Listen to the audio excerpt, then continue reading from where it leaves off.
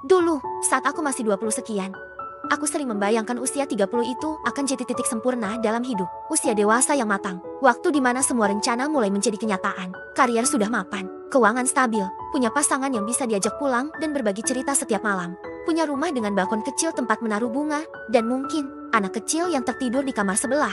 Tapi, realitanya, saat usia itu benar-benar datang, semuanya tak seindah yang kubayangkan. Yang datang justru sepi, lelah, ragu, dan pertanyaan-pertanyaan yang tak pernah ada habisnya. Apa aku sudah cukup? Kenapa aku merasa tertinggal? Apa semua orang juga merasa seperti ini? Atau cuma aku? Video ini bukan untuk menghakimi, bukan pula untuk menjual motivasi kosong, tapi untuk menyampaikan satu hal yang mungkin sudah lama ingin kamu dengar.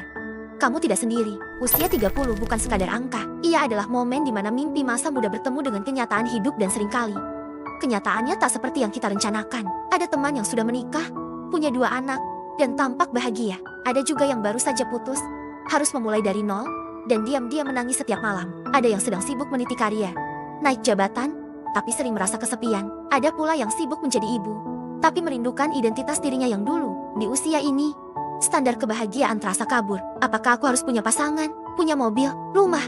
Aku ingin bercerita tentang Lila, sahabatku sejak kuliah. Dari dulu, ia dikenal paling terencana. Setiap tahun, ia punya daftar resolusi dan target. Lulus S1 di usia 23, menikah di 26, punya anak di 28, dan membangun usaha di usia ke-30. Tapi hidup punya cara lain. Ketika usianya genap 30, Lira masih sendiri. Bukan karena tidak ada yang datang, tapi karena hatinya belum pulih dari luka yang lama. Pekerjaannya hilang karena pandemi. Usaha kecil yang dirintis pun kandas sebelum sempat tumbuh. Dan peta hidup yang dulu ia gambar rapi, kini hanya kertas kosong penuh coretan dan bekas air mata. Suatu malam, ia datang ke rumahku, duduk diam di balkon, memandang langit yang gelap. Aku capek, aku merasa gagal.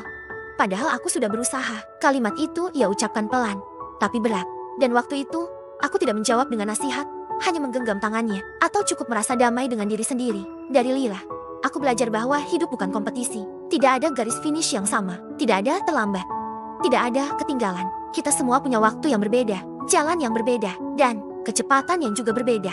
Beberapa orang sampai lebih dulu, tapi bukan berarti mereka lebih bahagia. Beberapa masih tertatih, tapi mungkin justru lebih mengerti arti setiap langkahnya. Usia 30 bukan akhir dari perjalanan, justru permulaan baru. Di usia ini, kita mulai sadar bahwa pencapaian bukan segalanya. Ketenangan, kesehatan mental, hubungan yang sehat, waktu untuk diri sendiri, itu semua juga penting.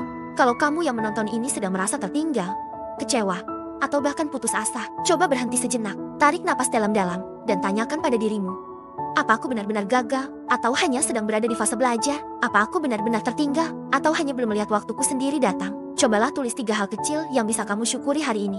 Bisa saja, kamu masih bisa bangun pagi, masih punya teman untuk diajak cerita, atau masih punya diri sendiri yang meski lelah, tetap memilih bertahan. Setiap rasa cukup dimulai dari rasa syukur, dan setiap langkah besar dimulai dari langkah kecil yang kamu ambil hari ini. Ada sebuah kutipan yang selalu aku ingat. Bunga tidak mekar dalam sehari, tapi ia tetap tumbuh meski perlahan. Kita pun begitu. Kita tidak harus mencapai semuanya sekarang. Yang penting, kita tumbuh meski pelan, meski kadang ragu, meski belum tahu arah pasti.